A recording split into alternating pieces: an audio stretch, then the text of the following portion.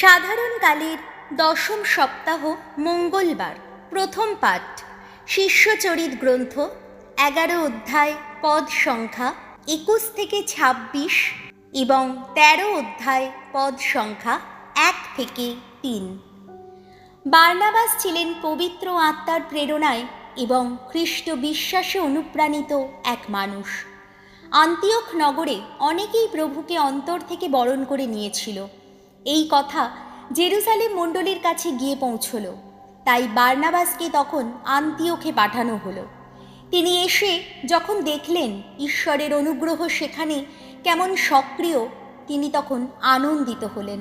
তিনি সকলকে নিষ্ঠ হৃদয়ে প্রভুর প্রতি বিশ্বস্ত হয়ে থাকতে উৎসাহিত করলেন, কারণ তিনি ছিলেন একজন সাধু ব্যক্তি, পবিত্র আত্মার প্রেরণায় এবং খ্রিস্ট বিশ্বাসে অনুপ্রাণিত এক মানুষ। বহু বহু লোক তখন প্রভুর অনুগামী হয়ে উঠতে লাগলো। বার্নাবাস এবার শৈলের খোঁজে তারসাসে রওনা হলেন এবং তাকে খুঁজে পেয়ে আন্তিওখে নিয়ে এলেন।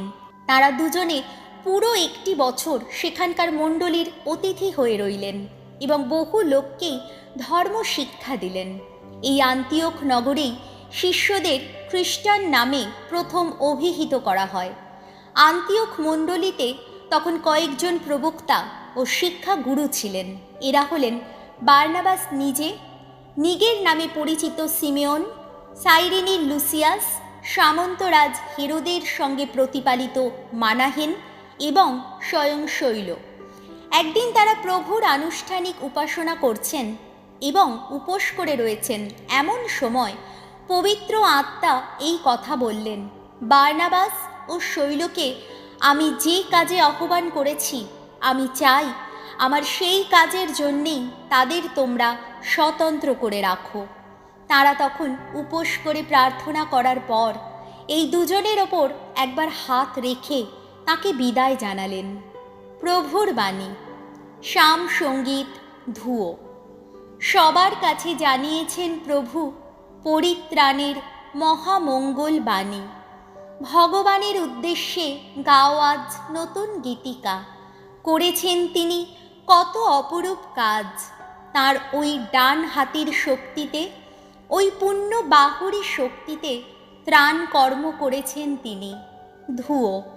সবার কাছে জানিয়েছেন প্রভু পরিত্রাণের মহামঙ্গল বাণী। ভগবান নিজের সেই ত্রাণ কর্মের প্রকাশ ঘটিয়েছেন। তিনি কত ধর্মময়, সকল জাতির কাছে সে কথা দেখিয়েছেন তিনি। ইসরায়েল বংশের প্রতি তার সেই দয়া, সেই মহাবিশ্বস্ততা স্মরণে রেখেই এত কিছু করেছেন তিনি। ধুয়ো। সবার কাছে জানিয়েছেন প্রভু পরিত্রাণের মহামঙ্গল বাণী। পৃথিবীর দূরতম দেশের মানুষও আহা প্রত্যক্ষ করেছে আমাদের ঈশ্বরের পরিত্রাণ লীলা। ভগবানের জয়ধ্বনি করো সমগ্র পৃথিবী, হর্ষধ্বনিতে ফেটে পড়ো, গানে গানে মেতে ওঠো। ধুয়ো। সবার কাছে জানিয়েছেন প্রভু পরিত্রাণের মহামঙ্গল বাণী। ভগবানের গুণকীর্তন করো সেতারের ঝংকারে, সেতারের ঝংকারে সুমধুর গানে। সবার রাজা যিনি, ভগবান যিনি, তুর্য নাদে বিষাণ ধ্বনিতে তাঁর জয় কীর্তন করো। ধুয়ো। সবার কাছে জানিয়েছেন প্রভু পরিত্রাণের মহামঙ্গল বাণী। বাণী বন্দনা। জয় জয় প্রভুর জয়, জয় জয় প্রভুর জয়, জয় জয় প্রভুর জয়। তোমার বাণী প্রভু আমাদের পথের আলো, তোমার বাণী প্রভু আমাদের পথের আলো। জয় জয় প্রভুর জয়, জয় জয় প্রভুর জয়, জয় জয় প্রভুর জয়। মথি রচিত মঙ্গল সমাচার 10 অধ্যায়, পদ সংখ্যা 7 থেকে 13। প্রেরিত দূতদের প্রচার যাত্রা সম্বন্ধে যিশুর বিভিন্ন নির্দেশ। 12 জন শিষ্যকে তাঁর দূত হিসাবে প্রেরণ করার সময় যিশু তাদের এই নির্দেশ দিলেন, পথে যেতে যেতে তোমরা এই বাণী সকলকে শোনাও যে স্বর্গরাজ্য এখন খুব কাছেই। পীড়িত মানুষকে সারিয়ে তোলো তোমরা, মৃত মানুষকে বাঁচিয়ে তোলো, কুষ্ঠ রোগীকে নিরাময় করো, যত অপদূতকে তাড়িয়ে দাও।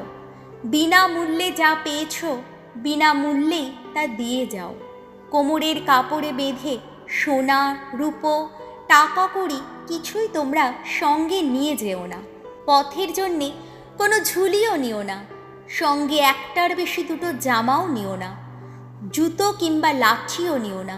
কেননা যে কর্মী তার অন্ন বস্ত্র পাবার অধিকার তো আছেই। তোমরা যে শহরেই বা যে গ্রামেই গিয়ে প্রবেশ করো সেখানে খোঁজ নিও যোগ্য মানুষ কে আছে, আর ওই জায়গা না ছাড়া পর্যন্ত তোমরা তার কাছেই থেকো। তার বাড়িতে প্রবেশ করার সময় বাড়ির সকলের কুশল কামনা করো।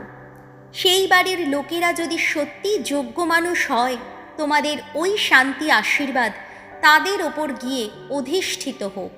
কিন্তু তারা যদি যোগ্য মানুষ না হয়, তাহলে তোমাদের শান্তি আশীর্বাদ ফিরেই আসুক।